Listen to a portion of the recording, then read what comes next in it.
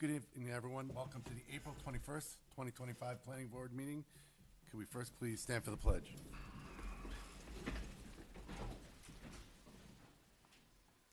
Pledge allegiance to the flag of the United States of America and to the republic for which it stands, one nation, under God, indivisible, with liberty and justice for all. Thank you.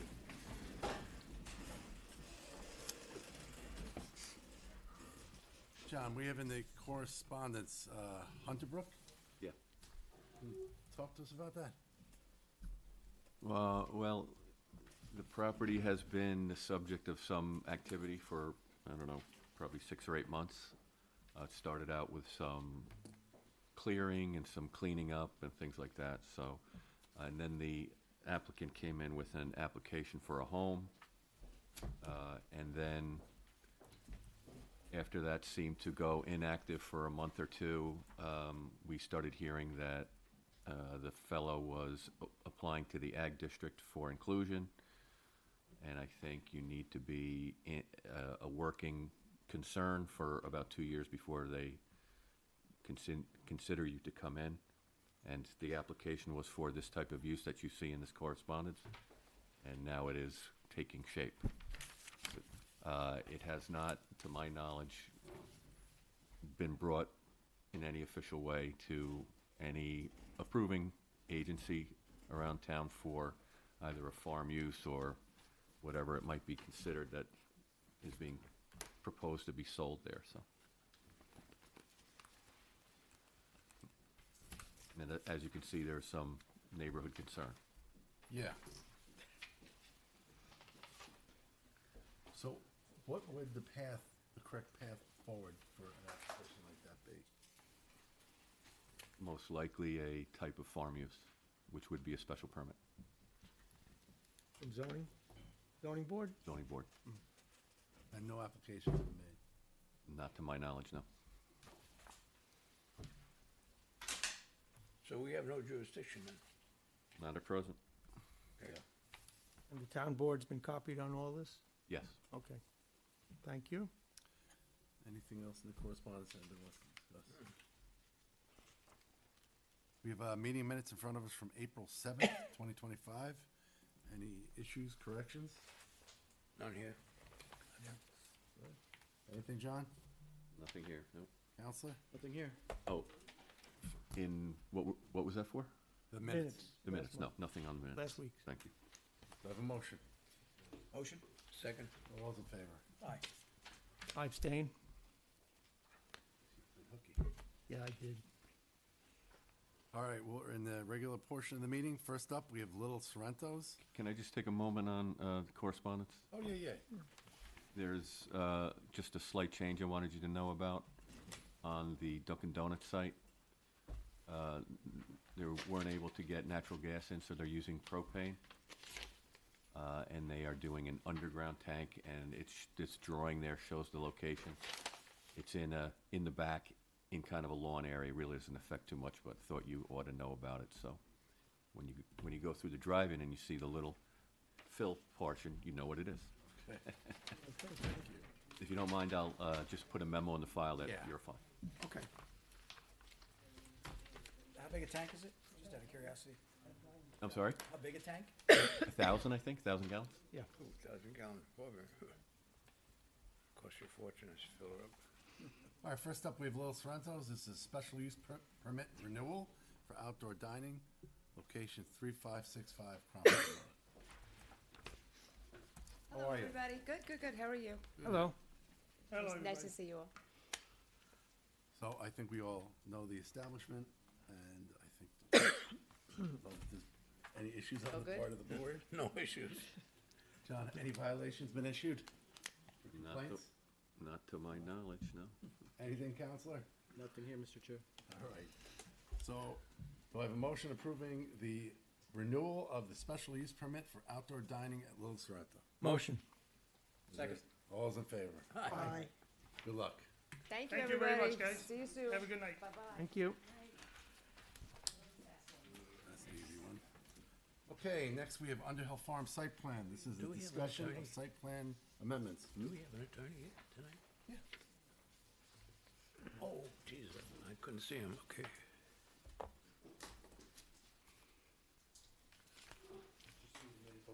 Yep.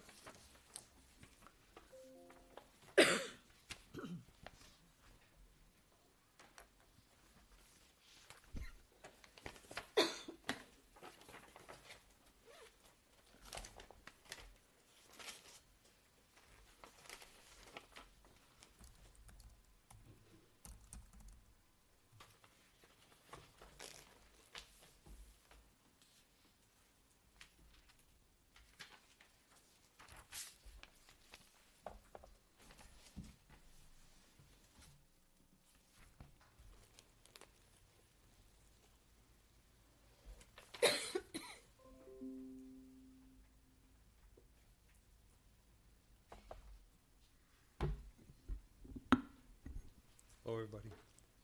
Good evening. How are you? Okay, good. Hope everyone had a nice holiday. So we've been before you several times regarding the amended site plan. If you'd like me to run through the changes again, I will. Well, so the last time we left, it was about the use between the neighboring property. There were some details that had to be worked out. Regarding the parking, the Yes. shared parking. And my understanding is that's all been straightened out and everyone is now on the same page with that? So the shared parking is, and they can correct me if I'm misquoting, on the property in question, which is the mansion and the rental building. The new property, just split it in two, basically the corner property. All of the parking on that site will be available to folks that use the proposed senior center between, I think, 8 and 5. Is that right? Monday through Friday. Now, there's a section in the proposed resolution, there was discussion about 12 after-hours events per year, potentially, 6, so it's a discussion for you to figure out, and maybe they can explain with their position regarding the number of times to use it after hours. So, other than that, the parking for the senior meetings between 9 and 5 is, I think, settled by virtue of being able to use any of the parking spots on that site during those times, During the week. during the week. On the weekends? Weekend, not available. So the senior center basically will be shut down on the weekends? Yeah. And then there's a clause in the proposed resolution that talks about additional events during the year. Started out as 12, it's been talked about at 6, so maybe there's a discussion that needs to be had, whether it's 6, 9, 12, 8, I don't know. Let me ask, before we go to Mr. Arena, did the, I don't know if you call them the senior department or the parks department, have they laid out how many events they currently have during the year? Well, I think that they were thinking about mostly staff meetings and commission meetings. The seniors don't really have too many events that take place after 5 o'clock.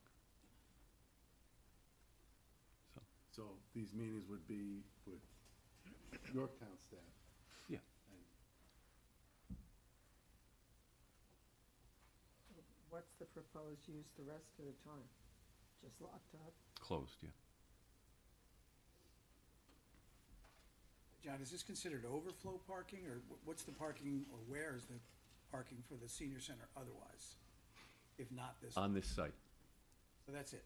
the only available parking for the senior center, the proposed senior center, is on the site in question. How many spaces? I don't see any. It's You. by demand. use. It's used. I mean, John, the current senior center in your building, is it closed on the weekends now? The clubs come in during the week. Well, so there's nothing on the weekend? There's nothing on the weekend that I know of. There could be occasionally something, but not that I'm aware of. Usually it requires some staff time Yeah. to be there as well. I don't know, I don't see anything wrong. I think No problem right here. Nice. So who came up with the hours and the times? How was that arrived at? So, when we started discussions 4 years ago, we had an agreement with the town supervisor that it would only be shared parking between 8 AM and 5 PM weekdays. Because right now, the way the parking is arranged, when we're at maximum usage, which is at nights and on the weekends, we don't have the parking. You know, we have parking for ourselves. We don't have parking for another 30 cars or whatever. So that's why, and there was nothing about weekends or any off periods. Now that, you know, the town came back and says, well, give us something. So they said 12 and we said we'd agreed to 6. But to understand, when those 6 happen, we're totally overloaded because we don't have the parking. It was always a shared parking arrangement. Thank you. Are there any plans of this building? Yes, They exist? yes. And how big a building are we talking about? For most of the discussion time, it was 4,000 square feet. Right now, it's 3,000 square feet, which eliminates the office use of the rec department. So now it's just meeting space. Just open space. Yeah, probably 2 rooms or 3 rooms, whatever it is. There's no offices there, so that brought the Well, square I'm footage. sure they'll need a small office No, but- for, yeah, but not, the Not a rec parks department department. will not be housed there, no. So what did our original approval have in terms of these shared spaces, if it did anything? Originally, I think we were talking about the row of spaces that was Specifically designated? adjacent to it, yes, but that was not the full story. So, and that amounted to about 20 to 23 or so spaces, I think. And the draft resolution we're considering is the latest one we got in paper, Yes, which has 6, 9, or 12 times per year. right. How do we resolve that question? Well, the applicant is asking for 6. I know that there was a discussion at 12, but I When you Well- say a discussion, who was that discussion between us? no. Okay. No, that was between representatives of the town and the applicant. I did speak with the supervisor, and there was really no decided pushback against the 6 as opposed to the 12, so. How do we know what they need? Well, What the I- senior I- center needs? Listen, let's go with the 6, and if things change later on, we can go back and amend it to 3, 6, 7, 8, 10, 12, whatever you want, but 6, if 6 will get the ball rolling, Yeah, but if we say up to 12 and they only use 3, we're okay with that too. I would put the number that the applicant wants. 6 is, to me, 6 sounds fine anyhow. That's one every couple of months. I think this would be a rec department more. Did they weigh in at all? The rec department has been part of the discussions. What have they said? What did they have to say? Well, the rec department is in a brand-new space that they didn't anticipate being. They'd like to have their own building somewhere, but this building would not be able to accommodate them. Not set up Okay, for it. so it's not set up for it. No, that, So they're going to stay in where they are for the time being now unless something else changes. So in terms of using the building, I would think that they would be happy if they could use the building all the time, but that's not possible, so. no, but that, I don't think was your question. Your question was what needs does the senior population have that we can translate into a resolution here without It getting doesn't into? sound like the seniors meet. Senior, Outside of- yeah, the senior Sounds like it was- population is it mostly would be daytime. town. They don't need, yeah, all right, so, So it's not for the seniors, it's for, and they're currently Parks and Recreations in the Capellini building, Currently, yes. and that's working out? From my perspective, it seems pretty good. You know, they lost some space from where they had, what they had before, so. Yeah. but I think they seem to be functioning pretty well. I don't want to speak for them, but Right. So like the room we use for meetings when we're not here, downstairs, they have the ability to use those shared spaces if The- they needed to? where we go for some of our work session meetings. Yeah. That, they've been using that room for programs for a number of years now, so yes. But if they had to meet at night, they could meet there? Yeah, of course. That's it. Counselor, any issues? No issue. You guys right with the 6? I'm fine with it. I think we should go Is with it. there any parking available on the adjacent site? There is no adjacent. No. This is it. On the Beaver Ridge site? Would there be any ability to cross the street if they were to use the lot over here? Well, I know New York State doesn't want any openings in the roadway. I don't know how you do that. Well, there is gonna be a crosswalk. That- Right, it's but gonna at be- the other end, right, So, you wanna come to town hall, I mean, it's gonna be totally right, walkable. right. But you're, yeah, I think we should take a vote on it. okay. Any issues? No. You guys have reviewed the resolution? Yes. Any issues? No. All right, we're good with the town attorney. So, and just notice the plan that is in your, the landscape plan that's in your electronic package, not in the late breaking. Yep. But I think it might be in that as well. That shows some changes in terms of, you can see the development of the outside spaces. Yeah. Okay, it's a little bit different. There's gonna be a lawn in front of the Yeah. building, which can be used in certain manner. They have now a retaining wall there to make that lawn usable in the front.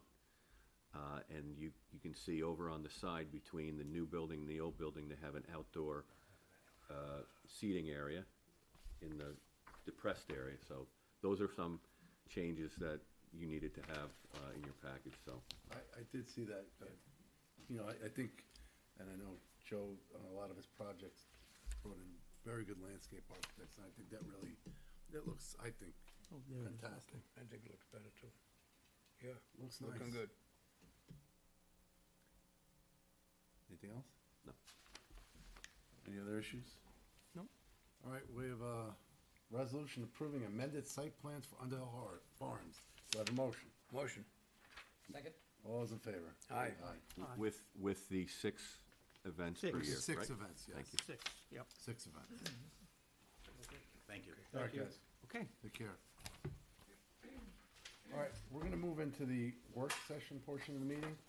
Before we get started, there's been a request from the law firm of Zarin and Steinmetz to speak to the solar code.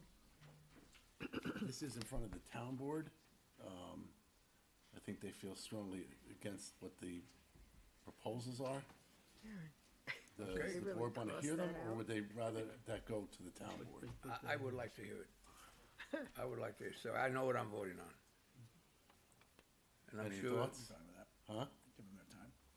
Any thoughts? I don't think they should be permitted to speak. It's not a hearing or anything of that sort, and it's not directly affecting their application at all. What's your feeling, Counselor? It's your discretion, Mr. Chair. I mean, if we want to, if passes precedent, and Aaron's correct, we don't usually allow speaking during working sessions. I agree that this is really an issue for the town board. On the flip side, I don't know that there's a harm to it. If they want to submit, alternatively, if they wanted to submit, something via letter, we could make that part of the record. If that's I think that would probably be better, just so that we could, because there's nothing on our agenda either. Not from them, but for the law. Could you tell us what's gonna be in the letter? Right. I mean, and I'm happy to address the board at the end of the meeting when it's on the agenda. I don't want to hold everybody up, but, Why don't we, The if solar you could, law is why don't we coming up later. bring this up at the end, right, all right? When We'll that's go through on the the other agenda. items, and then we'll hear what you gotta say at that point. okay, thank you. Right. Because if you let me speak at the end, yes, I just don't want No, to. there's an agenda item relative to the This. solar law, Yeah. so let's do it then, if we're gonna do it. Okay, first on the agenda, in the work session, we have Curry Honda. This is a large-scale solar project. This is a discussion of site plan, locations 3845 Compound Road. How are you? Doing well. How about yourself? Good, thank you. John, nice to put a name to the face. Are you Destiny? Face to the name. I'm doing well. Are you Destiny? Yes, Destiny. Nice to see you. Likewise. Come all the way from Texas? Yes. boy. Flew in yesterday. Was not anticipating the cold at all. Don't know how y'all stand it. I think John can speak a little more accurately to the history. I know we entered the solar moratorium in May of last year. It did expire end of March of this year. We only had one change to the design. It was the proposed method of interconnection, which was already reviewed and approved by the utility. I think this meeting was more so to review the permit with you all and have it approved.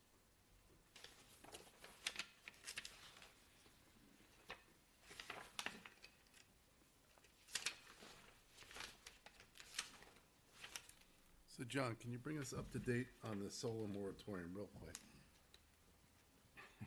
I know it's on the end, but. Well, it's now expired, so. Right. And they, as you see, later on in the agenda, they've sent around a proposed modifications to the law, but they have not extended the moratorium because they believe that they will be closing this up within the next month or so. But commercial, large-scale commercial as an accessory use, which this is, whether it's before the meter or in front of the meter, behind or before, will still be allowed in the current draft. It will. Yes, and if I can interject, apologies. I believe the moratorium was for projects under the 25 kilowatts. Ours is about 250 kilowatts. And again, it is for commercial, not residential. So no matter what, this application is not affected by what's proposed or otherwise. Unless something drastically changes, no, it's not. I'd like to say it's not. John, this is all roof mounted, Yes. Yes. and there's no additional structures being erected to hold the array or anything like that? It's going on the existing rooftop? Existing rooftop. I'm curious why you put the Signs Inc. applicate, or a picture of Signs Inc. at the end. If I could see it, Oh, it's I'm not entirely too sure. Oh, did They have that come in solar front of us? on that overhang, they've No. got solar. So it was Oh, permitted yeah, through that's the building. that's an overshot. That probably predates the Right, law. okay. It's not really, what's different today? What are we discussing? I don't think anything's. You are, this is coming back for you to get reacquainted with, and Oh, I believe that you had done at least one site visit and had seen the application a number of times. right. The site And visit was our- conducted in July of last year. Apologies for interrupting. My recollection is that you were beginning to consider a resolution. I think, again, from what I remember from the site visit, because they're doing two projects, they're doing the whole redo The whole redoing. and this. And we did walk around the back, because we're always concerned about the visual aspect from the residential part. And if I can remember correctly, you really couldn't see. On Cedar Pond. Hmm? Cedar Pond, are those co-ops or condos behind them? Cedar Ponds condos, Yeah, I believe. behind Curry. So you see the pond, that's by Garden Lane, right? Yeah, but it's directly away is- behind, This is, yeah, this it's is, directly behind Curry Honda. Okay.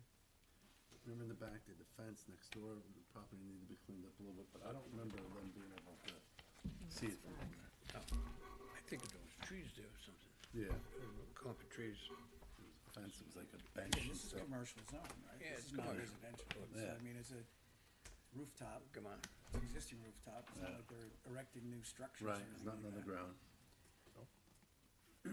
Any I don't bat- see a There's no problem. battery storage on here? No battery storage. Okay. It's pre-tied. Also, the solar panels will be flush mounted, so it'll be completely flush with the roof. Only raised 6 inches off. Sounds good. That's one. So it sounds like we just want to work out any of the detail. Okay. All right? So set them up for a resolution. Yeah. Yeah. Any issues, Counselor? No. Did we do the hearing? Yeah. We gotta set them up We for a gotta hearing. My apologies. There you go. Public hearing? Did we do an informational already? I believe we did that. yeah. Okay, all right. So we'll set you up for public hearing. Just work out any of the details with John and Robin in their office. Okay, perfect. After this meeting or at another time? I think you're gonna have to call them. Okay, I can Yeah. do, And definitely do that. Thank you, I appreciate your Either time. the next meeting or the following, we'll be able to get it Perfect. set up. Thank you.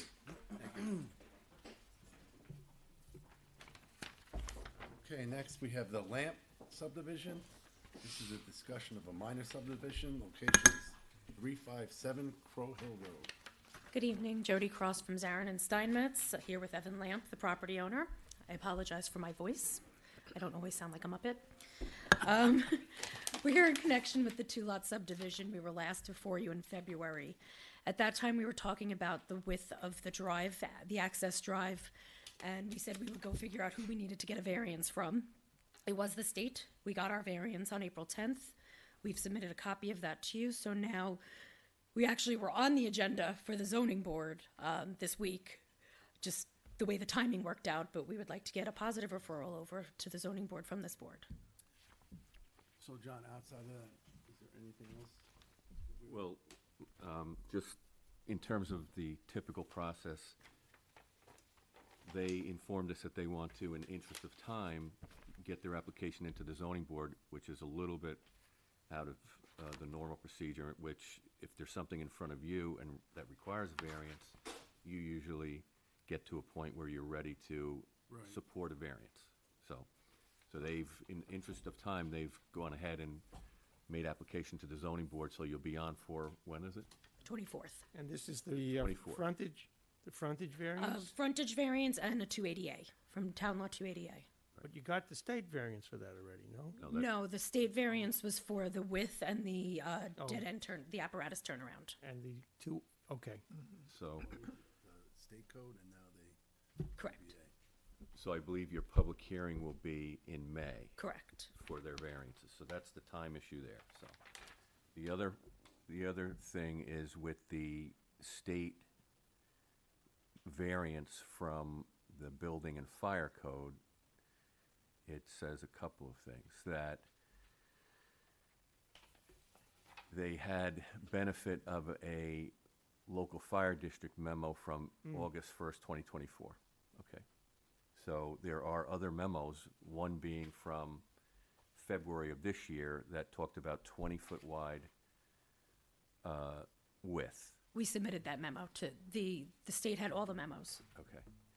So, and then the last one says, local code official has been contacted in this matter. Is that, That's, if the state contacted them, then, Yes, I was gonna ask the same question. So the town fire official didn't object to the requested variance, is what you're saying? that's my Is understanding. that what they said? That's what the state said.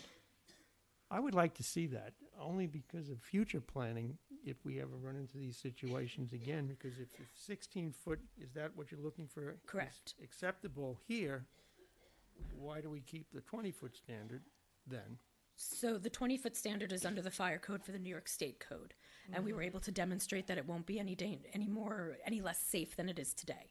So I could submit a copy to this board of our application we made to the state, if you're curious. But we did have memos from Fire Prevention Board saying they were fine with the design, but it didn't comply with state code. Right. So there is a memo saying that they were fine with it, except that it needed to be 20 and 26 feet, but that's what the variance is for. Yeah, I don't think the state variance is probably an easy application from what I recall. So, I mean, they want to hear from the locals, so they must have talked to the building inspector and the fire. That was our understanding when we spoke to the state, that they were going to reach out to the town, and we weren't part of those conversations, obviously. Yeah, I think they're very good at following up. I mean, I don't have an issue if the state doesn't have an issue. I mean, it's pretty, I would just like to, just as a matter of course, Yeah. get some verification from Yeah. the fire board or whoever was contacted that they indeed, are Yeah. in favor here. So, because there are some conflicting memos, and I think it's good to have that Yeah. tied up for the record. I think with the public hearing likely being scheduled for the end of May, I think there's ample time to do that. Okay. I have no, that's So we get that. Do we have any other issues?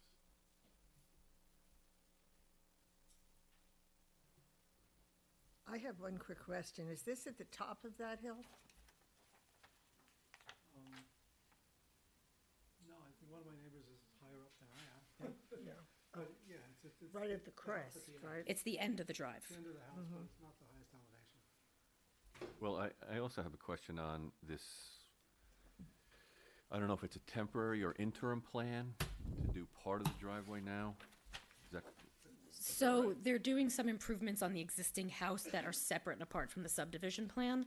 So whether or not they get approval, they're just doing some renovations. They're improving their driveway. They are planning it so that it can connect if we get approvals here. They're updating their septic and they're adding a garage. But that has nothing to do, like I said, regardless of whether the subdivision is granted or not, these improvements would be made. So I think they made a stormwater application to the board. Okay, so how do we respond, John? You mentioned that normally a variance would come at some point in time when we say, you know, go apply for it, but we haven't done that yet, am I right? that's right. So how do we handle this situation? What do you recommend we do Well, right now? yeah. You're certain that your public hearing is May, right? It's definitely not April 24th. That's for sure, okay. So I think I'll engage the fire folks to see if we can get confirmation of this, and then you can make your determination, we can send them a memo. You're going to get a formal referral at any rate. True.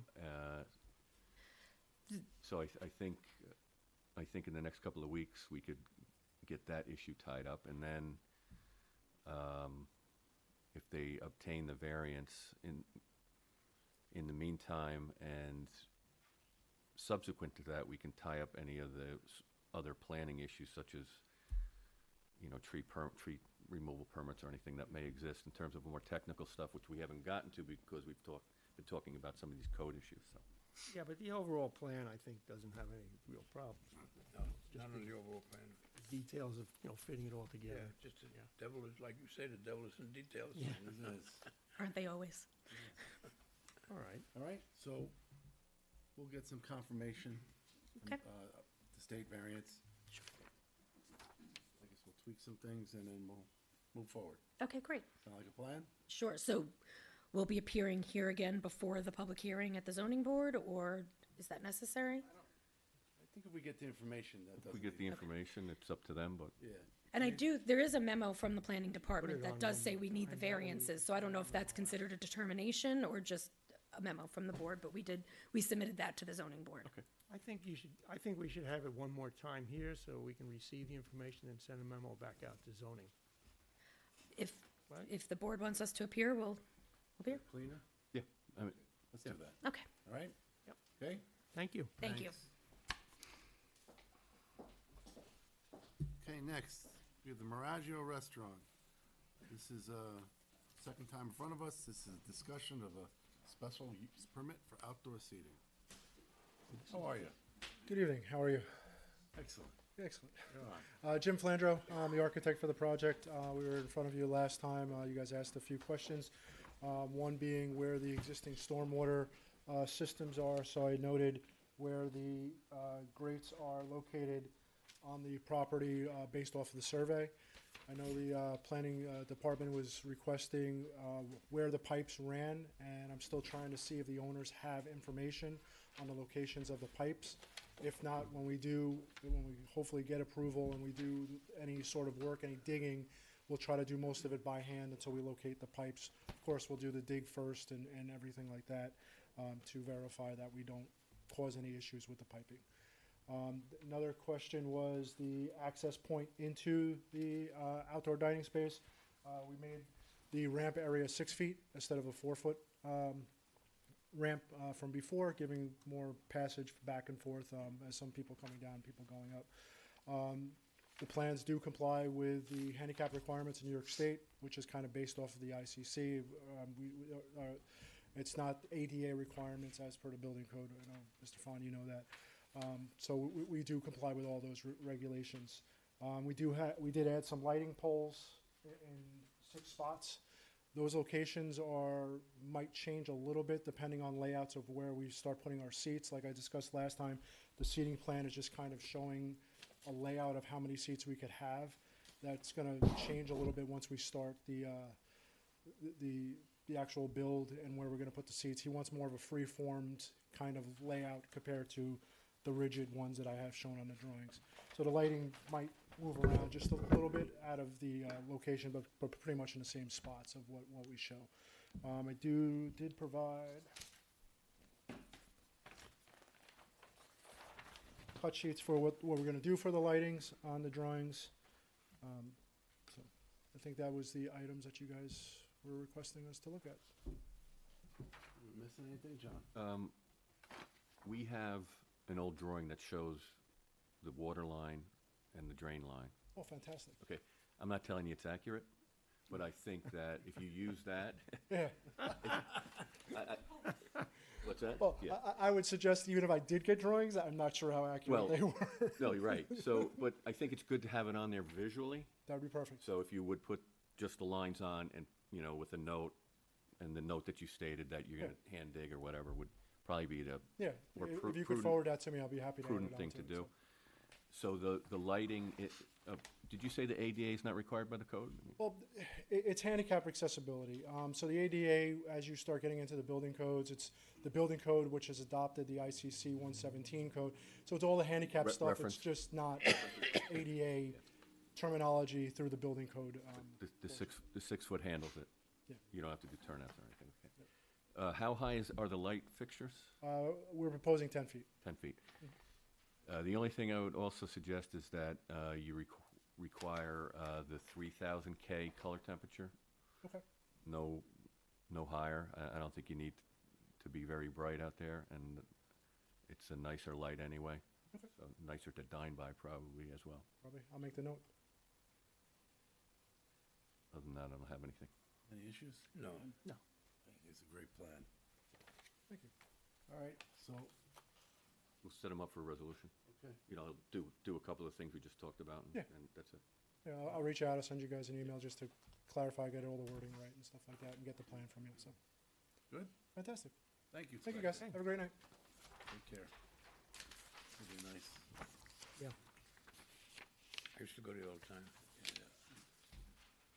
Okay, now we have a town board referral. This is for 1825 and 1829 T-Town Road. This is a request for a stormwater management and tree permit for a proposed gravel driveway, pool, patio, tennis court, and associated improvements and stormwater detention system. How are you? Hey, how are you? Good. Excellent.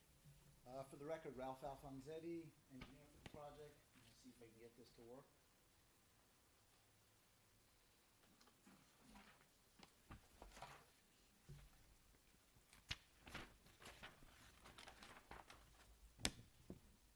Okay, I'm not seeing it happening, so I'm gonna pull out the old school board. So this is a 7.6 acre site. Town Road right here, Stream Valley Road here, residences, existing residences here, septic system is here. There's an existing pool that's kind of in disrepair. I'm sorry. You gotta, Sorry. yeah, that's all right. Actually, it's on the screen now if you want to. Oh, there you go. All right, so, I'm not sure how to do this, but anyway, so as I was saying, there's an existing residence here, existing septic system here, and an existing pool in this location that is kind of in disrepair. So we're proposing to remove the pool and proposing a new pool. So again, this is the residence, existing pools in this area. Proposed pool here, proposed tennis court here. We've done stormwater testing in 2 locations, in this area and in this area. We've submitted a SWIP report. There is a wetland down in this area of the site. This is the 100-foot wetland buffer, and we are not encroaching in it at all. Here to move this on.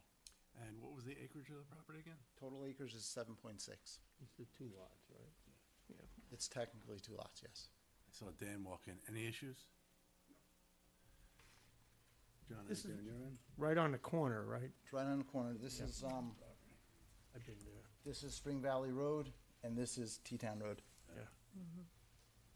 So, okay.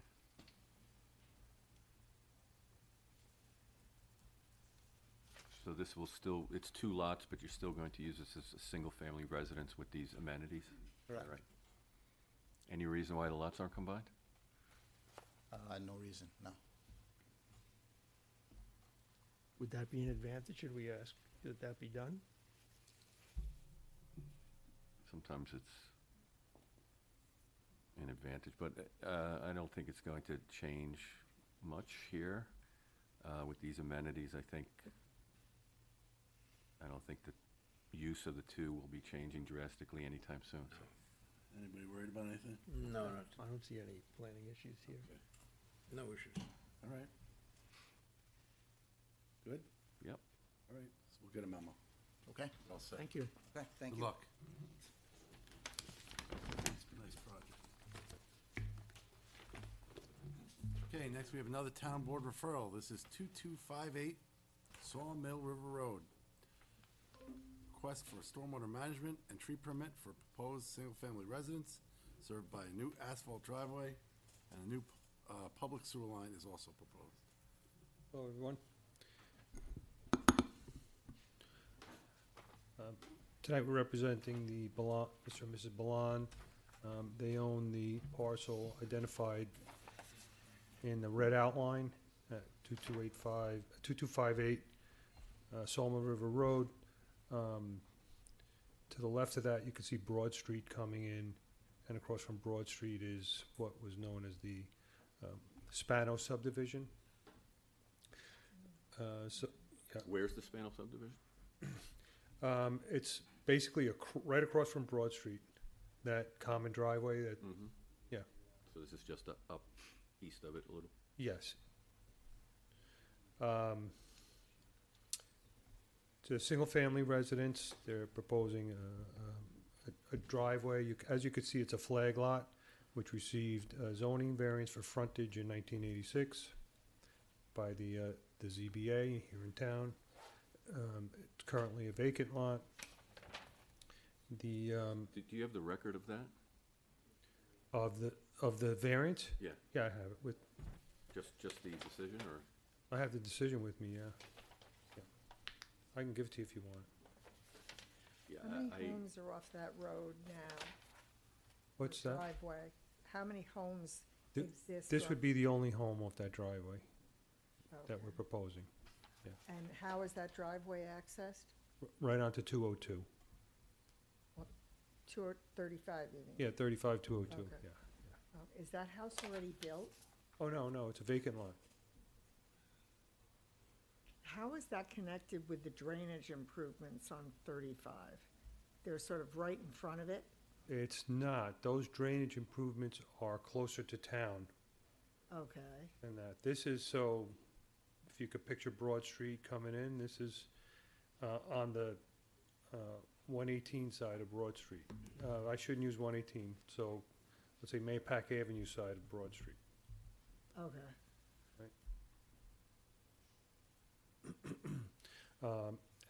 As part of this project, the property owner is extending public sewer from the Spano subdivision. You can see the line in green there.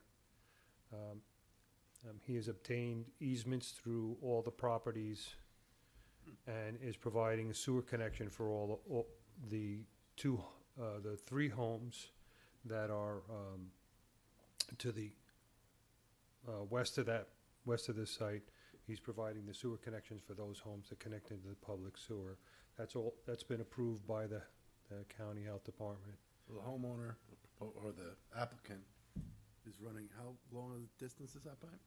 I don't remember the distance, let's say it's 500 feet, so it's Significant pretty line. good. I think it's Right, and he's also, 830 feet, I think I read. That's a, yeah, I don't remember what it is, okay. so everybody in that area will benefit from, Well, certainly, the homes in the Spano subdivision are already connected. The three homes up front. in between, up front can connect, and anyone on Brookside, but by virtue of pumping, can get up to that sewer. That's a great benefit That's, for the area. that's some benefit, boy, it is cost. And also the easement, the sewer easement is going to extend through his property, extends through his property to the next property to the east, so if they were to want to extend the sewer, point. it's available. And that's a town sewer easement. So at this point, you know, we need to get a stormwater tree cutting permit for all the proposed work. Let me just bring up. Would that be for the various, do you have to, can you do one, or do you have to get each property? You'll have to get one for the work that you're proposing, so if they're gonna put the sewer in, Yeah. I think it would be for all of those you know, whatever represents the work. I don't know how many trees are coming down in the, what's gonna be the new easement, I guess? Yeah, we have a count in there in the permit. I don't have that offhand. The only thing, you know, I haven't been able to find how this lot was created. It looks like it was, to me, it looks like it was created through some sort of mortgage that was happening between a mortgage holder and an owner. And somehow or another, they decided to take some of this land back for some reason. But I don't find any, and if I put some of the deeds in there, there's no reference to any plat that the lot was created under, so. So what does that mean? It's not a lot? I don't know if it's a legal building lot, and if it wasn't created by the planning board. And we should bring that to somebody's attention, though. Then it's up to It's the to- applicant to show that it is a building lot, I would assume. Yeah. We have no indication that it was part of a larger subdivision.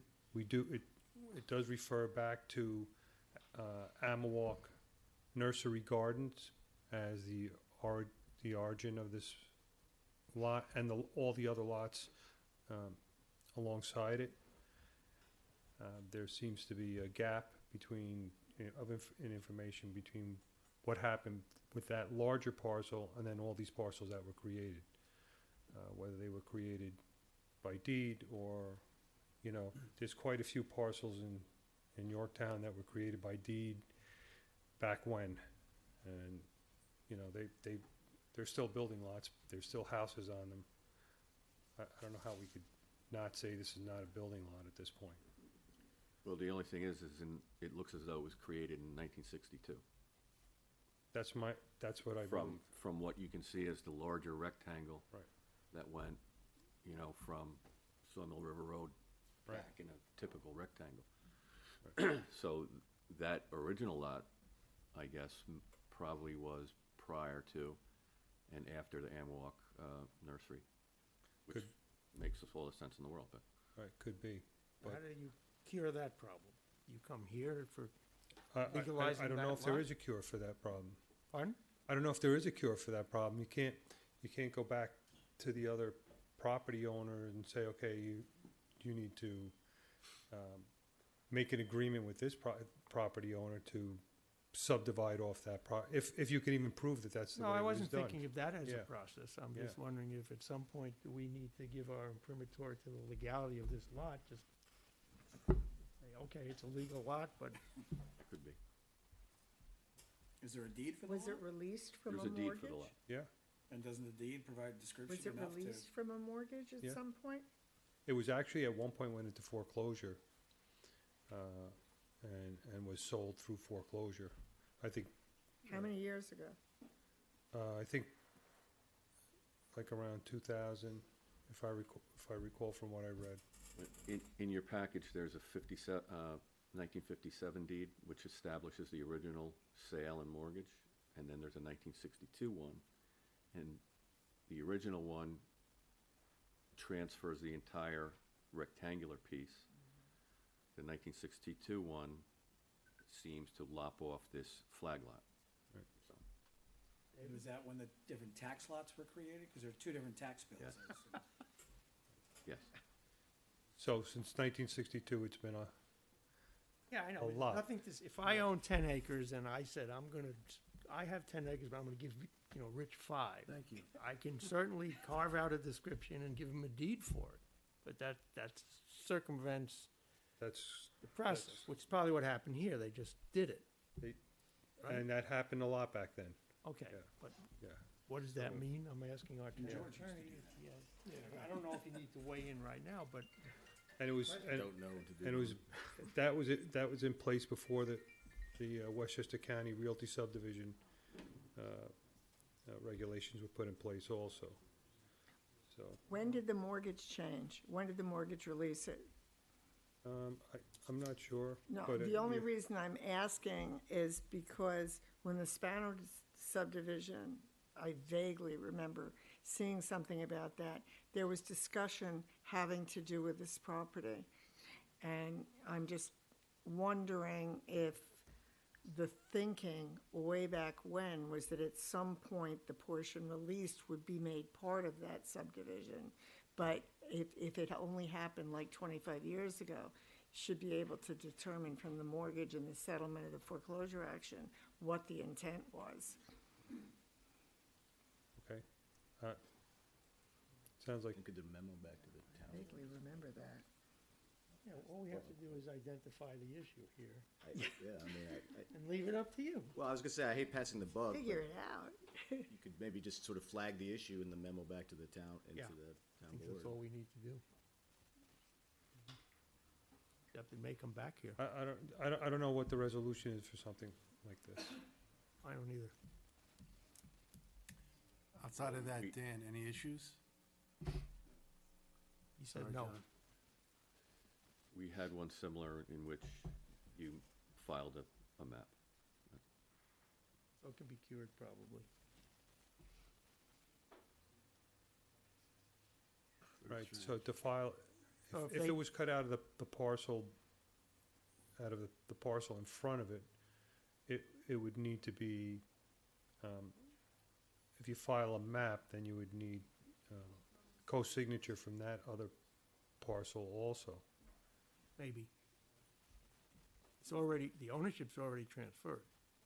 It's, It could be messy, I just, to me, it sounds like it could get messy, that's all. Was it transferred or just released? somebody bought it. Yeah, several That doesn't times. mean I think anything. it's passed hands several Somebody times. paid money for something, that's all. They bought a meets and bounds description on a piece of paper, right? That's what you buy when you get a piece of property. I think this is a job for a good title company. Title company. I guess, you could just put that in your memo to the town board, and we'll have to figure it out with them. Is that acceptable? All right. Well, who would ultimately legalize it if it had to come to that? Would that be us? I believe it would be, Okay, so that should be in the memo too. And they can figure out what to do. All right, so outside the subdivision, any issues? No. Okay, so let's get your memo. All right, thank you. Oh. The address is actually 2285, What do we have? 2258, Okay, but that's on everything.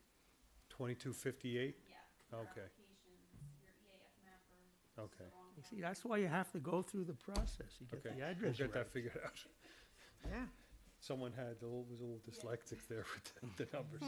Okay, thank you. You're welcome. Thanks, Joe. Okay, next we have another town board referral. This is chapter 300, accessory dwelling units. We had a spirited conversation about this at the last meeting. Aaron was not in attendance, but I know he's got some comments he wants to add to it.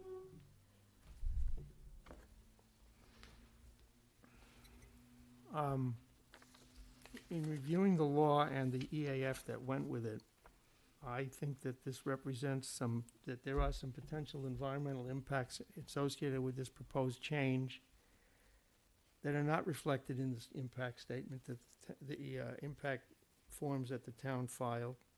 Because to me, this is the potential for doing a wholesale rezoning of all these districts, of all these lands, without considering the impact, without considering the effect on public services without considering the effect on sewers and traffic and things of that sort.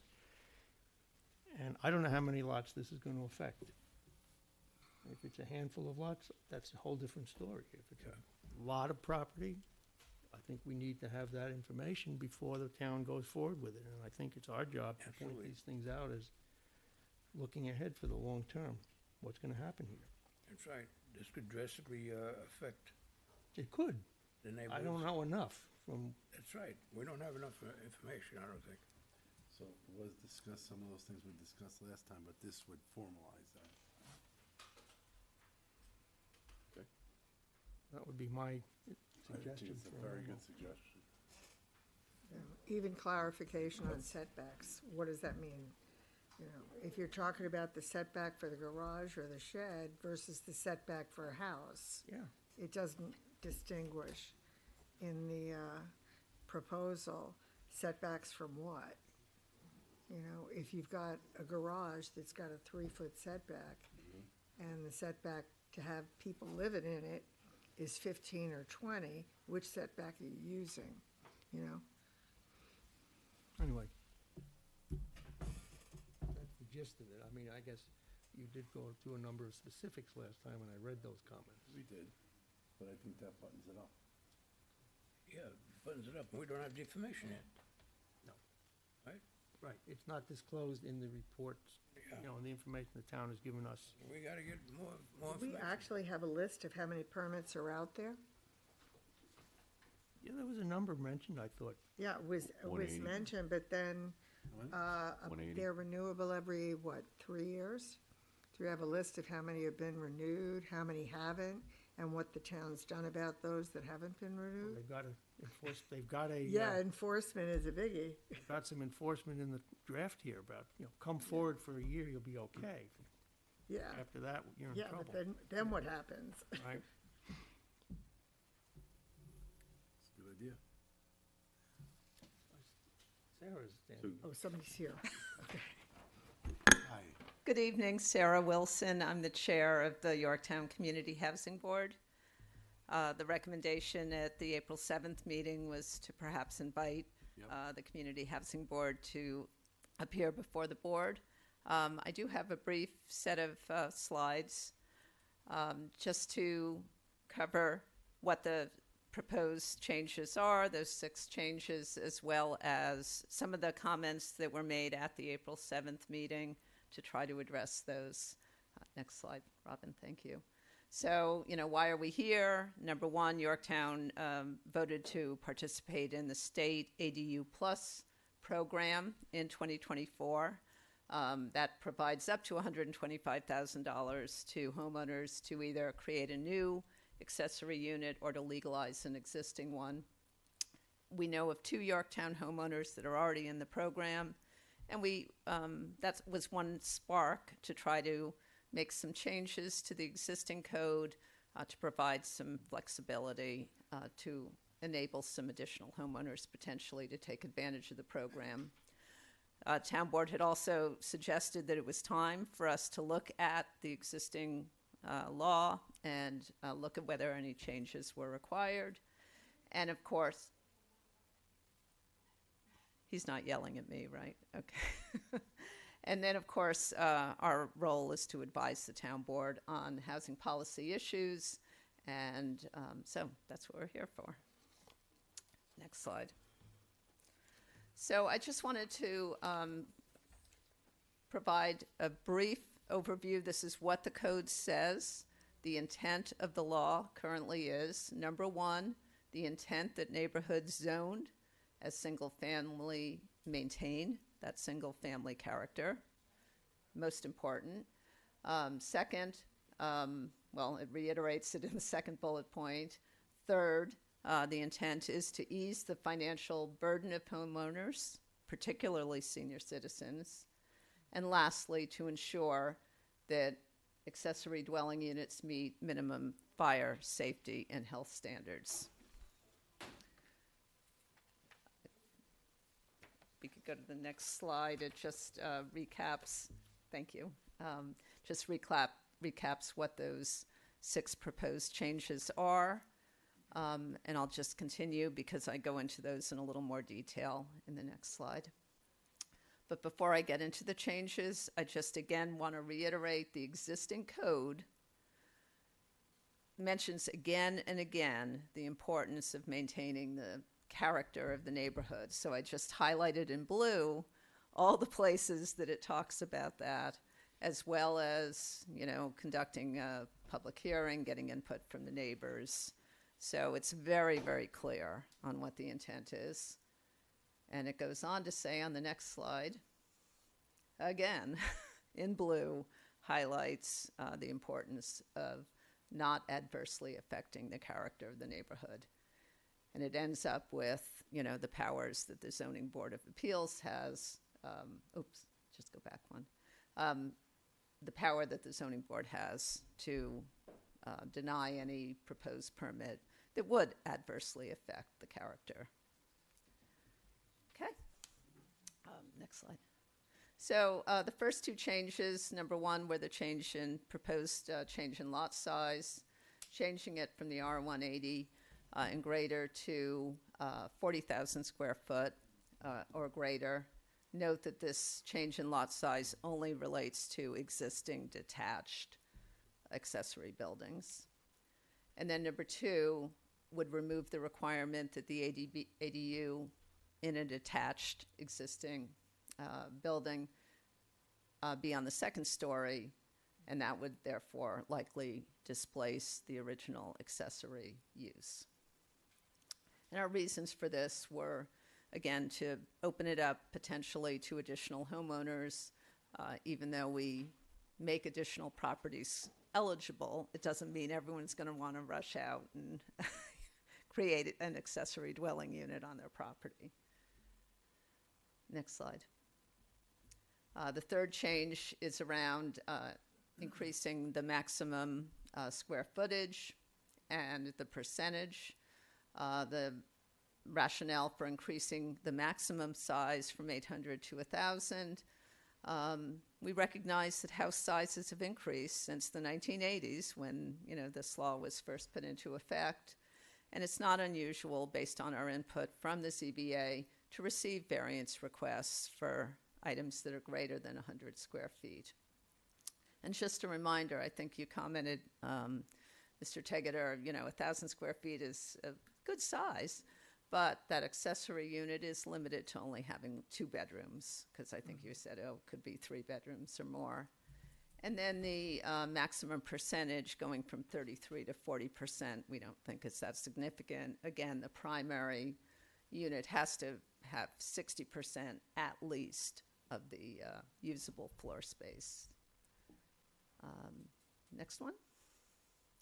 Fourth is the proposed eliminating the requirement that the owner must occupy the larger unit. You know, we thought of a scenario where a senior who doesn't want to leave their home or their neighborhood, you know, may not need the whole larger space, and you know, this gives the opportunity for them to potentially move into the smaller space. Okay, next one.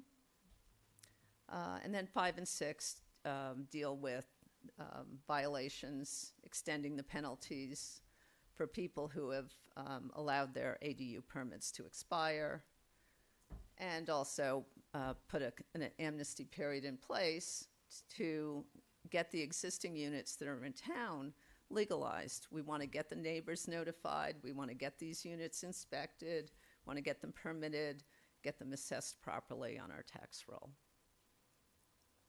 Next slide. This is just the current penalty provisions in our code, and it doesn't currently provide for penalties for failing to renew that 3-year permit.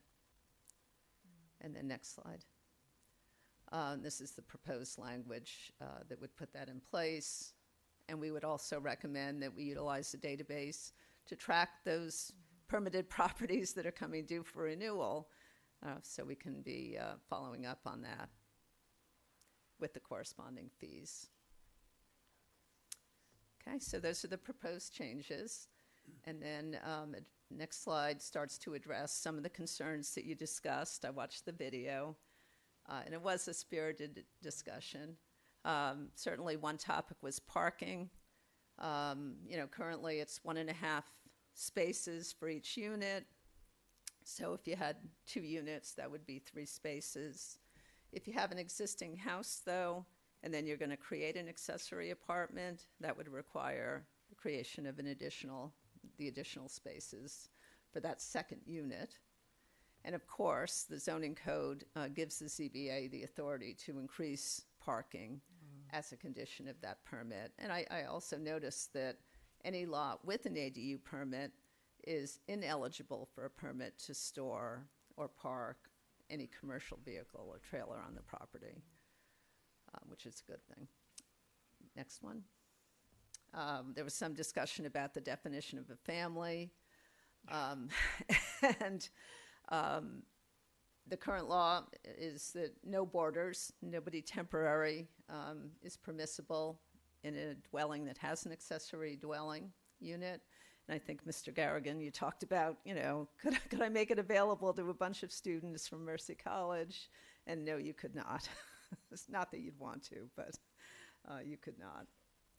And then septics versus sewers, and of course, town engineer, if it's sewered, and Board of Health approval for the septic, if it's septic property. Next one. And then lastly, some discussion about converting a detached building into an accessory dwelling unit, what period of time must elapse, and that requires at least 2 years for new construction after the issuance of a C of O. And then I think, Ms. Reardon, what you were starting to talk about, the setbacks.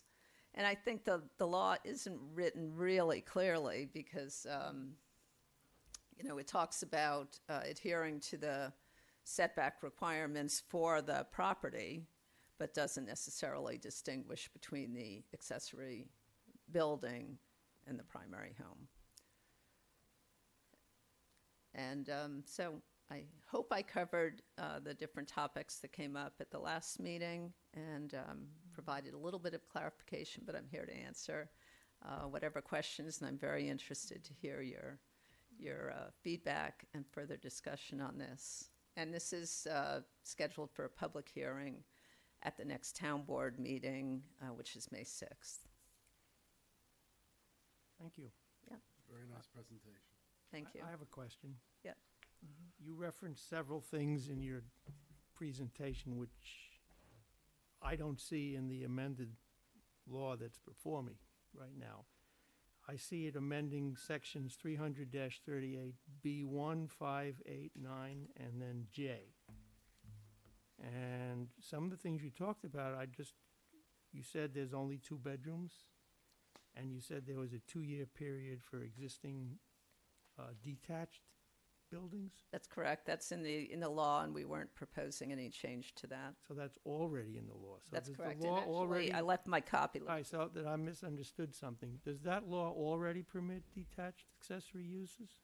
Yeah. Apartments? It permits them in the R180 zones, Uh-huh. in existing detached accessory buildings, but not a conversion of the first floor. So in other words, you can't convert it from the existing accessory use. Let's say it's a garage. You can't enclose the garage doors and put the unit on that floor. It's basically you're Under the existing. you're forced to Now put it you- on the second floor. Now you can you can. convert it, yes. I can take a garage and make it into a... Right, and you can do that on any property that's 40,000 square feet or greater, regardless of the R1 zone that you happen to be in. Okay, so this amendment doesn't have the broad scope that I thought it did, because I didn't look at the existing law, and I apologize for that. It doesn't have the broad scope? I don't have the existing law with Oh. which to compare We this need to, to. we need to redline the existing. No, I thought that this was for No. allowing certain things initially for the first time. That doesn't seem to be the case. I think the couple of changes, one was the owner occupied. I think the existing code requires the larger unit to be owner occupied. And I think I had commented before that one of the things we've seen a lot of is families where your kids have kids and they need the bigger space, and you need to have them have the bigger space until, until they're done needing you for childcare, that kind of thing. But that's also been a problem, I know on some of the county surveys, one of the biggest groups coming up from southern states tend to be people who had left the area, then their kids married, started families, and then they're back here looking for affordable housing. Okay. So just to be clear, to your point earlier, Aaron? Yes. About the cumulative impact of this? Yes. So, right now, you can do it in R180, which is 2-acre zones or greater. Okay. This and only in existing detached accessory buildings, and only on the second floor. That's now. That's now. Okay. So it's pretty limited in scope. Right. Now, and the paragraph existing denies the use of this in R110, R120, and R140 zones. So that's removed. So now you can do it in an R110 zone, an R120 zone, or an R140 zone, provided you have 40,000 square feet or greater. Of course, it has to be existing detached, but you can convert it. So R120 and R140 being probably the largest number of properties, single-family units that we have, it does expand the potential greatly. So that speaks to what would the cumulative impacts potentially be, reasonably speaking. And you just said something, now just talk to me about existing versus something I could build later. Well, I think what will happen is if you wanted to build a detached garage, it would have to remain as a detached garage only for 2 years. Then I could convert it. That seems to be But I could not go out and build an accessory apartment. purposefully, no. Initially. Purpose-built, no. Let's say someone wants to do all the plumbing and electrical work for a later date. Well, you're gonna get into that. I mean, that's, So it still has. it has a potential for that kind of, Has the broad impact anyway. Well, I got an objection to giving a homeowner, me as a taxpayer, $125,000 to do an extension or an addition to his house, which is going to benefit him monetarily. I don't care if his family or what, but he's going to put money in his pocket, and me as a taxpayer have to give this guy $1.25 to do the construction. It's crazy. And then the other thing I see is this is an absolute a way to circumvent the existing laws, and I don't see it as a benefit to the town. This will cause chaos in the neighborhood. You know what happens. It's not the first time people want to do that. Well, I think the program that is offered is not a Yorktown program. It's That's correct. Well, still, taxpayers are giving this guy money. I I mean, hear ya. regardless of whether this guy in West Burlap, Kansas, or me. There were, the last time we checked, there were, as I mentioned, 2 Yorktown homeowners currently enrolled in the program. One, I believe, was new, one, I believe, was existing. There were approximately 10 slots left, and a variety of our neighboring communities are also participants in this program. So the state money is going to go to one of those homeowners, whether it's a Yorktown homeowner or one in Croton or Somers or somewhere else. And the other thing I gotta say is, why allow 1,000 square feet? My daughter's first house was 900 square feet, and she had 3 kids in that house. So 1,000 square feet is much too big to put as an accessory apartment. That'll be 3 bedrooms, whatever. It's too big. I would be absolutely against that. Well, I'm still concerned about the overall impact of this. I mean, Sure, I 1,000 square feet brings cars, more cars. It would be parking on a lawn. It'd be a detriment to the neighborhood. I don't care what you say. No impact analysis. Which one? No impact analysis still, I think. Even in light of what you said, I understand the need for it, I understand what they're trying to do, but I think we gotta take a look back at the whole picture Absolutely. and see what the potential could be here and how you're gonna deal with it. I think the town board needs to do that. Why isn't the town board liaison here today? Well, maybe, I think just to start, it would really be helpful to have a red line copy of the old law versus what's being proposed. Yes, cool. So it's clear, exactly what it is that's being proposed.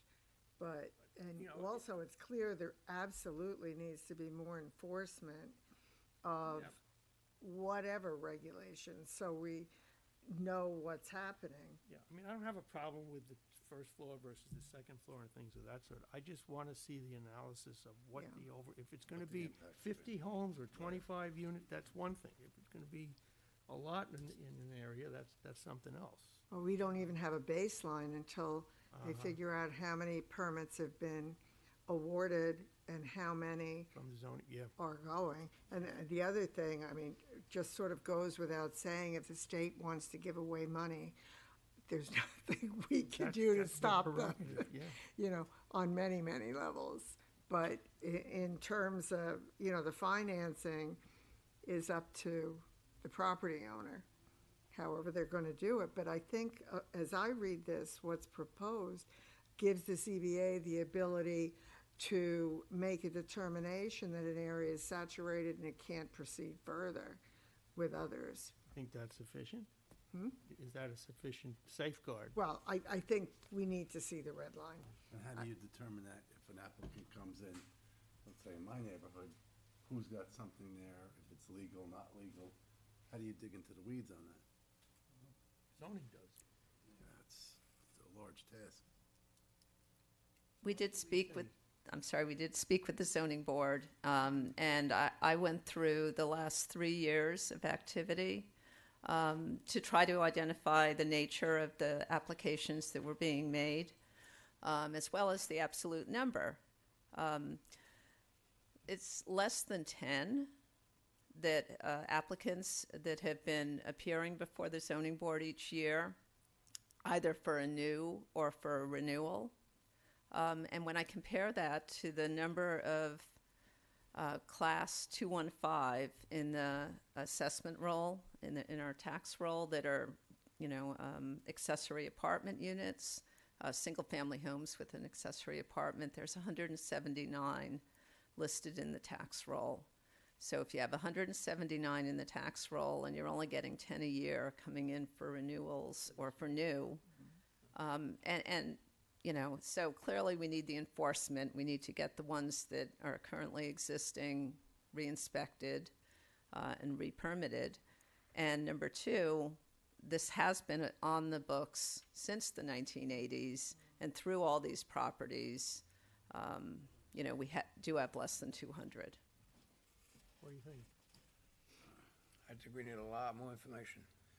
So What can we do to help as well? please get us a copy of your. The red line presentation. copies. I've got it, Yeah, yeah, and then- I can give that to Robin If you and get the email red it. line copy. And do we know how many times this ordinance has been revised and for what purpose? Since its inception? Yeah, it says in the red line, each of the Okay, amendments. What was changed when? First amended in 1984 and as recently as in the 2000s. So it has gone through, fairly regular revisions. The addition of the detached accessory in R180 was in 2004 or 5 or something I like that. see. So that's, relatively speaking, fairly new. Yeah, it's been there a while, so we have some history. If we could see that history. There is a character thing, and saturation, but I think they're really, on some level, two different things. Saturation is gonna be difficult, because, is it a number? And how do you justify that in a particular neighborhood, when you get to 5, 6 is too many? That's a difficult thing to Yeah. support. Yeah. Parking would be an issue. Yeah. So it's subjective and I think difficult to support. When's the public hearing on this? May 6th. May 6th. What's today? That's not too far away. It's 2 No. months. When do we sit again? May 5th. What's the next, we May are, 5th, when are we meeting the day next? before. Oh, Well, plenty of time. If you can get us, and we appreciate everything and you Of course. coming tonight. If you can get us that information, anything and everything you got, John So- could distribute it, but Yeah, so you want to see it again before you start yeah. working on I'd some like to see it commentary? again. I think we should. I yeah. think so. I think we the should get all the impact, information first. Learning more about it, Yeah. so it's Okay, important. And I just want to be clear, the impact that you're talking about would be pursuant to secret in terms of cumulative impacts of build-out under Right. this law, right? Is Correct. that what we're talking Yes, about? Okay. That's right. That's what I think we need to see. And also maybe a proposal on enforcement. How would that be interfaced with, who would do it and how? I don't know the impact on traffic. Thank you very much for your time. Thank you. Appreciate it. We crucify commercial guys when they come in. Thank you. Why not these? They could keep their public hearing open. All right, next, we have another town board referral. This is chapter 300, battery energy storage systems. Ooh, Yep. that's interesting. Moratorium on that. This is our first crack at this one? This is on for May 6th as well. Yeah. I think we should postpone it until after. Did you do this last time or not? Is this a referral first time tonight? Yes. I think it is, yeah. Okay. So, what are they proposing, John? The Cliff Notes for the The public. Cliff Notes is, in essence, taking out large-scale battery storage systems from the code wholesale and allowing the smaller ones, in particular, ones that would be more for households. So the small Tesla packs that you might see on the side of your garage or something, they'll leave those. And of course, actually, you must have seen this before because one of your comments was that the regulation should still have Yes, requirements in order to regulate the ones that will now be legal nonconforming. So yeah, right. those will remain as legal nonconforming, be regulated under this. You met this Tuesday with the expert on this. Yeah. What was the takeaway from that meeting? Well, it was for 2 hours, I think, close to 2 hours. I would say that the expert comes from New York City, and, well, his background is that he was one of the folks in the fire department that was charged with investigating the impact of battery systems in New York City, which at that time were proposed in various locations, such as on a roof, within a building, on a site, etc. So I think initially they determined that you could allow them on a roof and not inside a building, but on a roof. And that if they, basically the takeaway from this person was that if you monitor and design them properly, they should be safe. And he cited that New York City to date has no incidents. He talked about the Warwick one, which seemed to be, according to the report, a result of some poor construction choices. There was some water entered the cabinet, which started the problem. And then it spread from cell to cell because the conduit was not fire stopped from cell to cell. So there was issues such as that. So he says, absent that, if it was maintained in a way or constructed in a way that wouldn't allow water to enter and the conduit was fire stopped, you may not have had the initial problem and the subsequent movement of the situation to the other cells, and then, you know, burning up quite a bit of the battery that was in that containment structure. That was his basic message. Does that Yeah, sound? I was there, and I have to say, I don't have any kind of expertise in engineering, but a lot of what he was talking about and a lot of the questions the gentleman from the fire department had, it looks as though if something like that were to come before this board or the town board, that you would need the ability, A, to make sure that whatever experts you used were not just experts that the applicant provided. Guys with an He agenda. mentioned, I think, a point person that was available in Nassau and Suffolk County and in various boroughs of the city, so that the fire departments and the planning boards or whomever had experts they could tap into to put as conditions in any resolution. We don't have one in Westchester County. We simply don't have it, from what he said. So that if you had an applicant in, aside from looking for what went wrong at Warwick, we really wouldn't have any resources. The fire department also was concerned about the fact that they'd have to pay to train our firefighters in how to fight this kind of fire and provide them with the equipment, including hazmat suits and things along those lines. And this proposed legislation doesn't address any of that. It just leaves it hanging out there in vague, sort of vague languages that, you know, Well, I yeah. don't know about you folks, but I'm not prepared to list what has to be done on that kind of site plan. Well, we do have the requirement, whether it's in the law or not, what we've been doing is require an emergency plan. Yeah. Right, but And- who submits it? That's the question. Yeah, the applicant. So they have to, Right. and then it goes to the fire folks and so forth. I think we need our own resource for that, Right. an expert that we can tap into. We have required training that the applicant gives to the fire department. Now, we know that's happened, right? As people move through the fire, maybe they weren't involved in that training. I don't know why there's a Yeah. disconnect. One thing that was definitely lacking was the inspection. So there should be, it seems probable that there should be periodic inspection. And it sounded to me like it would be good to have one of our guys and one of these kind of expert type folks to go together and inspect the installation to see if there's anything amiss. And it should probably be inspected by someone with that knowledge base during construction and before it's online. And it shouldn't be inspected by the person who's trying, in my opinion, to get the proposal Third approved party. and sell the equipment. So and this gentleman who came here does the code training for the state. If it's the same, I believe it's the same gentleman.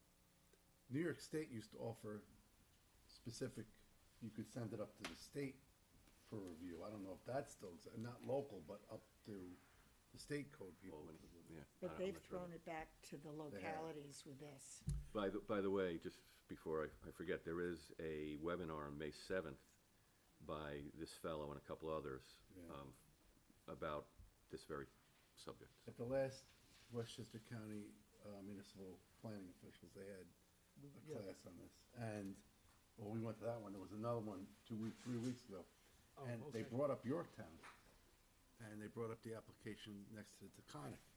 that I think, Oh, yeah. And what they didn't think about when we were looking at that, I know we talked about car impact, but this gentleman who works for Westchester County Hazmat said if that did ignite, all the people driving on the Taconic would then be driving through this. He definitely brought up different perspectives on it from the hazmat fire end. But, so this is on for May 6th. Yes. We're meeting May 5th. Yes. There's another webinar May 8th, May 7th. 7th. Do we think that this is gonna be settled at that first meeting? I believe it so. On May 6th? Yeah. That's my anticipation. You think it's gonna be done? Yeah. So do we have anything that we wanna, Yes. okay, so we should work on a memo then? But I have a comment that's applicable not only to this one, but to the next one on the solar law. I think it's, to eliminate uses across the board is short-sighted.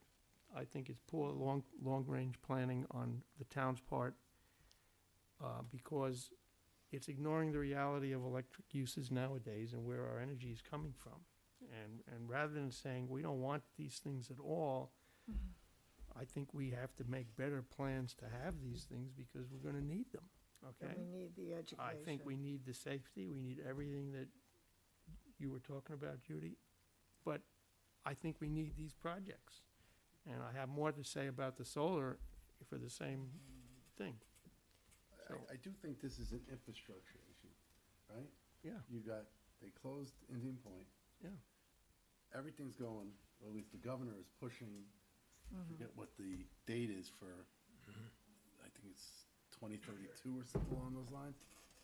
And I know we've had aggressive applications here for solar, probably more so here than possibly anybody else in the county, anywhere else in the county. But it is necessary. Now, again, as we, started to look at these things, I think we did learn a lot as these applications come to, especially with screening, process and procedure possibly. But I do think there is a need for this. Oh, undisputed, yeah. I just, again, I think that's where we gotta, As a planning yes. point, I think there is a need for this It's an stuff. infrastructure issue. And at some point, you're not gonna have the infrastructure. It's like not having sewer capacity or water capacity. Or, It has to be done right. Yeah. electrical infrastructure and telecommunications infrastructure is not subject to our whims. Yeah. There's so much you can do because it's needed, so. And this may go that way at some point. John, if I'm reading this correctly, the town is proposing that we in essence ban tier 2 battery storage units in all zones. That's correct. And I agree with Aaron that I think that's a little bit short-sighted. And so are we looking to provide comment back to the town board? Yeah. So why wait till the 5th? Well, I think we gotta come up with, we need to come up. So you want us to draft a memo for the 5th to finalize on the 5th? Does that Yeah, sound yeah. how you'd like to handle it? Yeah. All right? Even things like, just by way of example, what's proposed, that the plan shall document and verify that the system and its associated controls and safety systems are in proper working condition. We can't do Well, that. The reason some of that's in there is because we've got existing battery systems. Okay? And Right. If they knocked all that out, you wouldn't have any Oh, regulation I'm not saying you should We knock want it to out. I'm improve just the saying, regulatory language. absolutely, this should happen, but we need a method or All a right, so means that could with go which back- to do that, yeah. That's a different kind of comment. We could put that in Yeah. too, right? Yeah.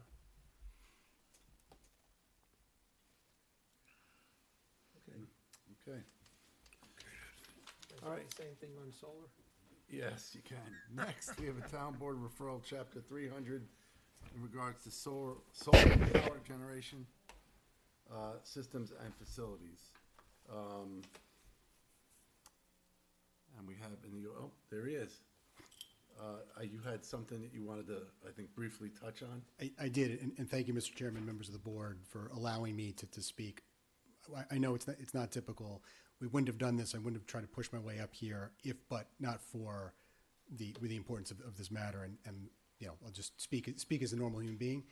We have put way too much work and effort, and when I say we, I mean the board as well as the applicant, in crafting a project before the board that we believe addresses a lot of the concerns that have been raised about visual, et cetera, to just say, hey, don't let me speak. So I'll be quick, but thank you.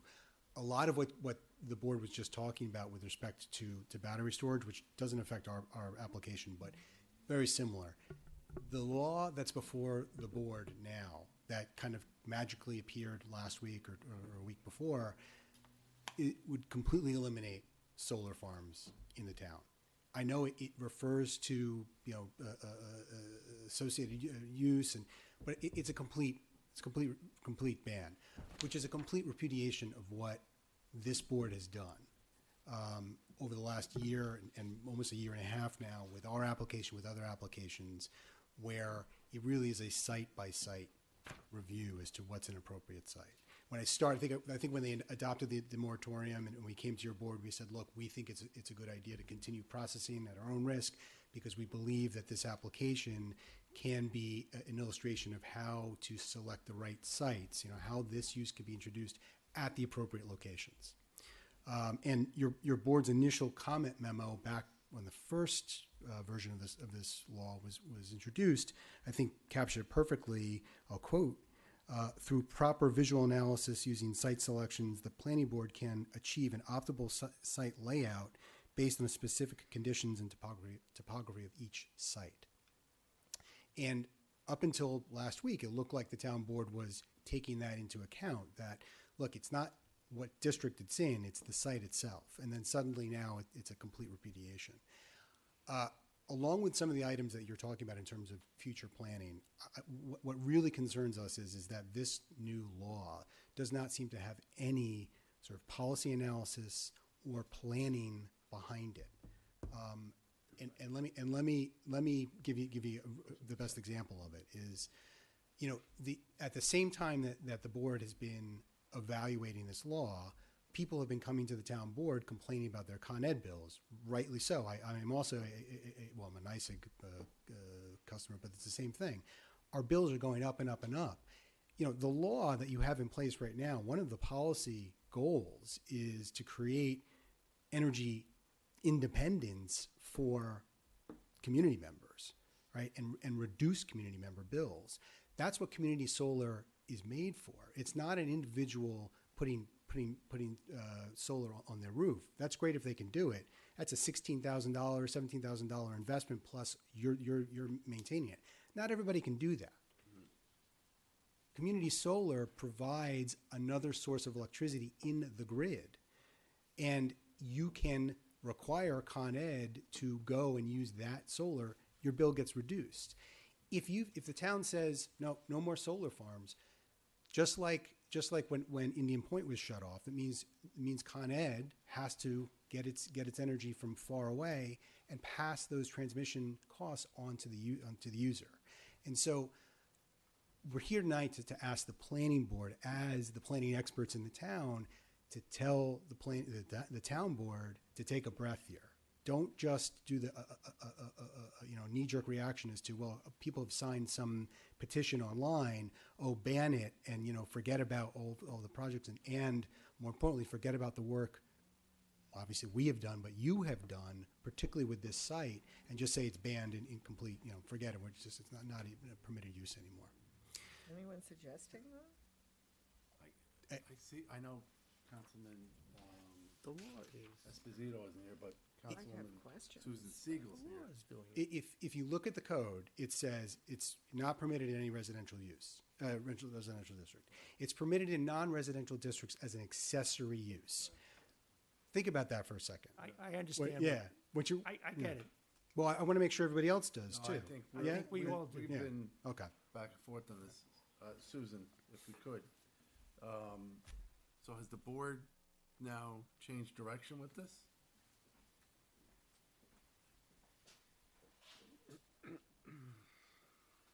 Good evening.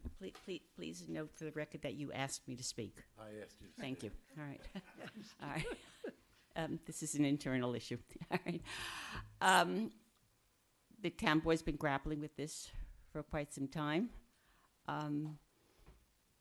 Mr. Cooper is right. There was one thinking, and then the town board did change its thinking. It was first going to have a series of criteria, and then it changed it to this change from banning as a permitted main use to the accessory use.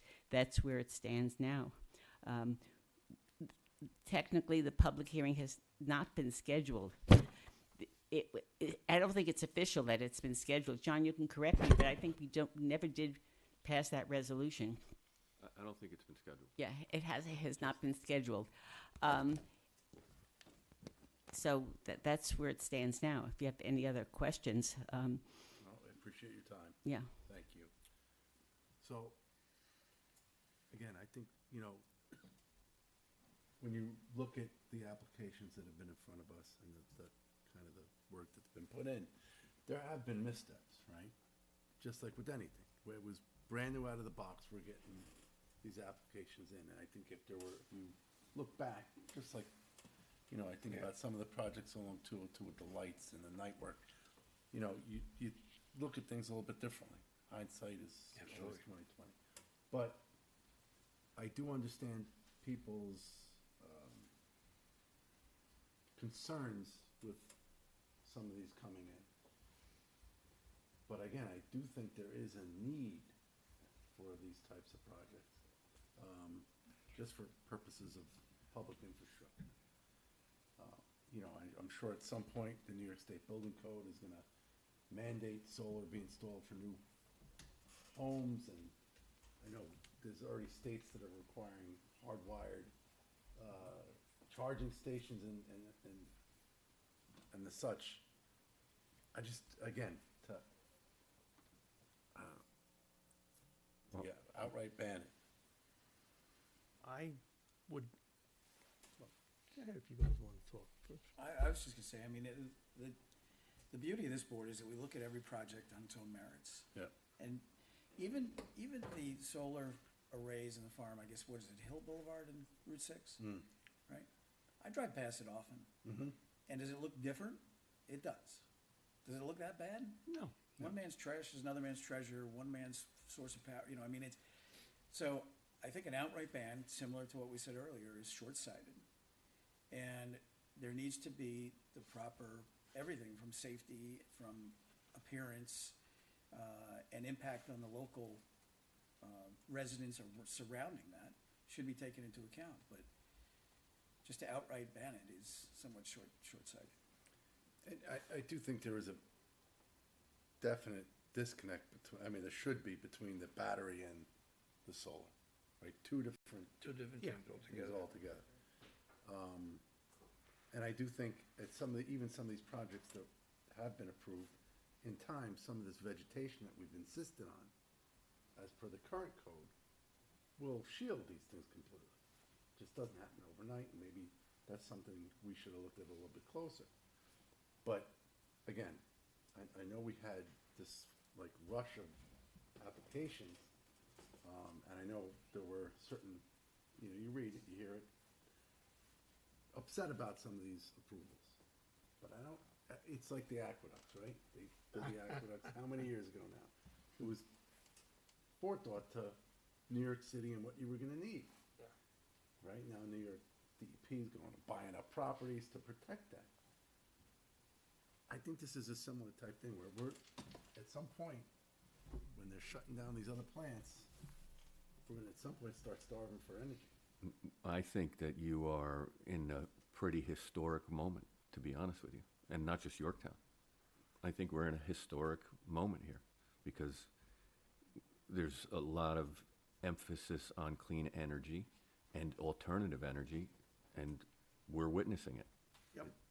And with the closure of Indian Point, for instance, you have to have some replacement. The second part of the equation for me is being here throughout the comprehensive plan and untold numbers of, I could actually tell them if I counted them up, but I'm not going to, numbers of subdivisions and so forth, where people were very upset about subdivisions, any sort of housing project that might come through with all of the impacts, traffic, school kids, pollution, you know, the use of energy, et cetera, et cetera. These have no impacts. They're quiet. They don't pollute. I don't think that they have a fire hazard such as batteries might. Nothing along those lines. And the only thing that is really required is to screen them properly or to the greatest extent that you can that doesn't change the neighborhood or cause an eyesore, which I think that it's not clear yet that I think most of the projects that you've done will be more successful at that as those screening things mature, which they haven't yet. Right. So it's, I think it's an interesting situation where people hear about it and consider it in the same vein as you would consider a nuclear power plant or a coal-fired power plant, because it's not. No. It's just nothing like it, nothing whatsoever like it.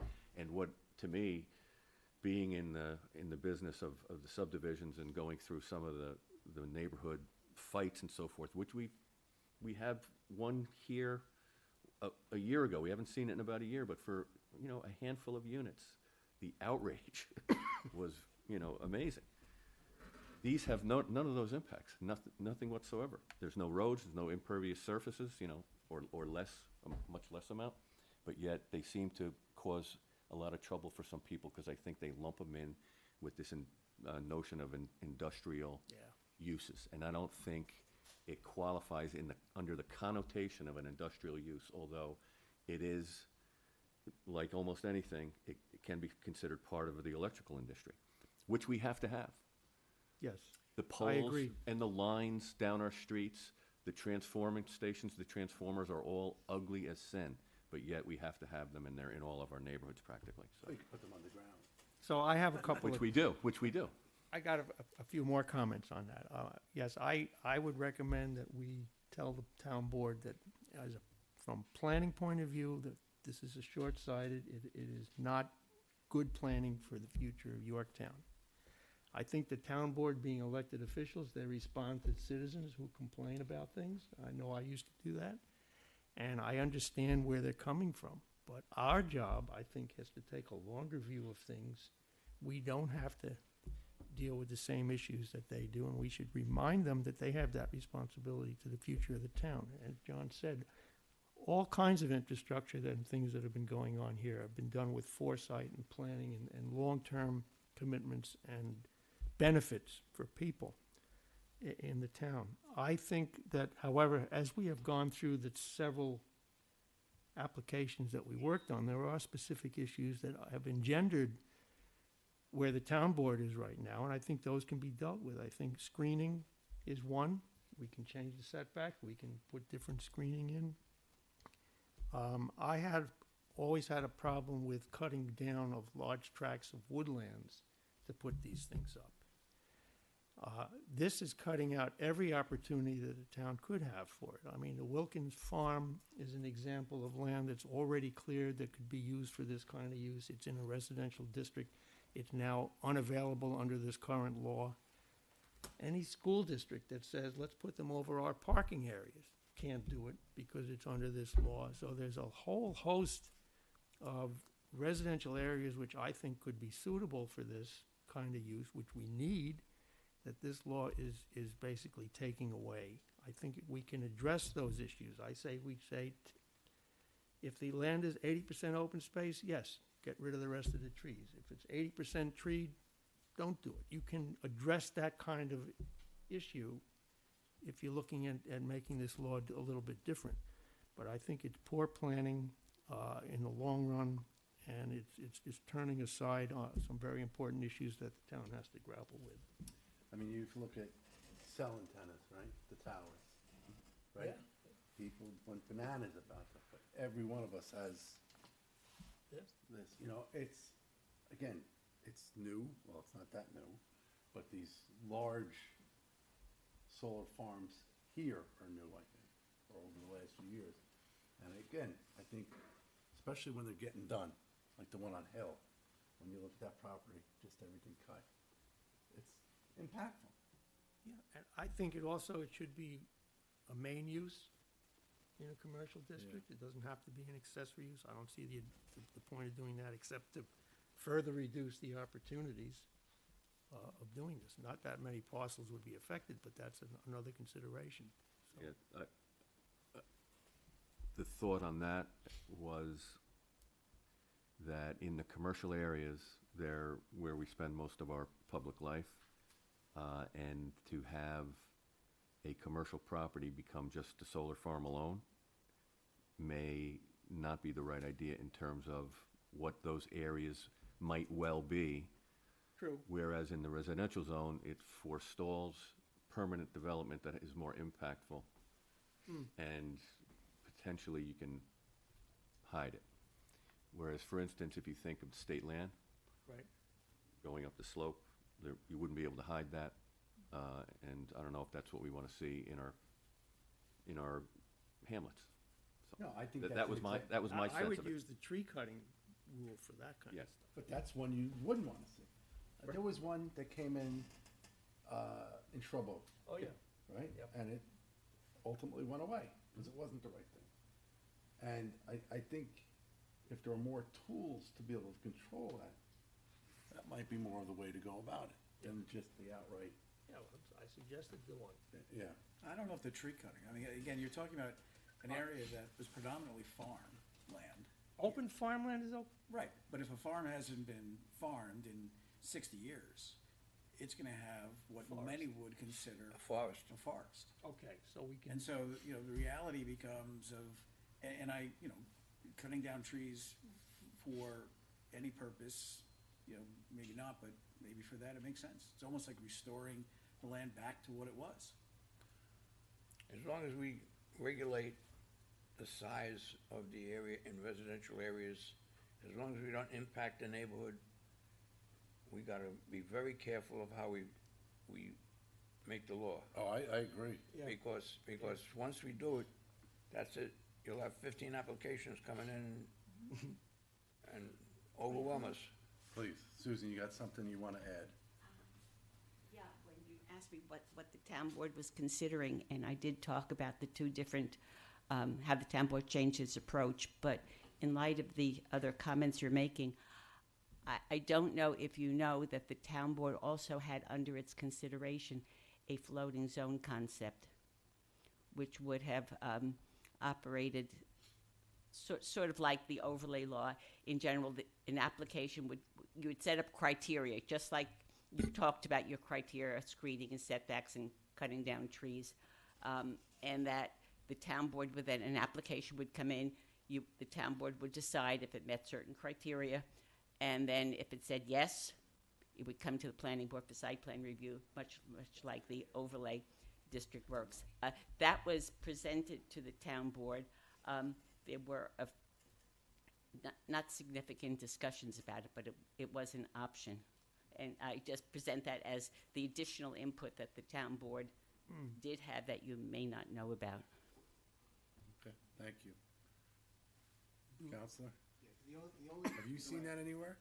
Have I seen a floating zone in this context? Not for solar, I don't believe, although I'm sure it's been used. But let me just look, and Susan, she's made her position on our application clear. And so what I would say, We're not here on specific. right? But what I would say with a floating zone in this context, if the planning board thinks that, oh, then you're going to have the ability to actually, be able to get your clause into a site, that's not going to happen. It's going to be at the town board level where, from a legislative perspective, if enough people show up at the board and say, we don't want to see this, we don't care, it's not going to get to you. right. Thank you. So we need to do a memo too. Yeah, but there's no public hearing set yet, No, but where there is on the battery, Yeah. for sure. we'll start one anyway. Okay, Okay. you got enough to go with? Pretty sure. I might have to rewatch this, but. That's it. We got anything That's else to add? That's it. Okay, Motion to close? God bless you. is there a second? All in favor? Aye. Thank you all.